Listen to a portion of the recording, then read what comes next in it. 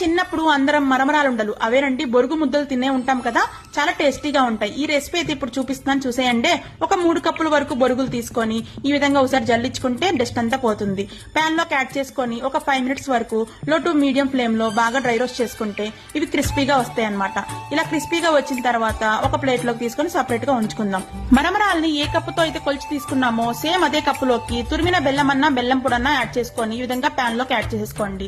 ఒక 1/2 కప్పు వరకు వాటర్ వేసి లో టు మీడియం ఫ్లేమ్ లో ఈ విధంగా కంటిన్యూస్ గా స్టిర్ చేసుకుంటూ ఉండాలి.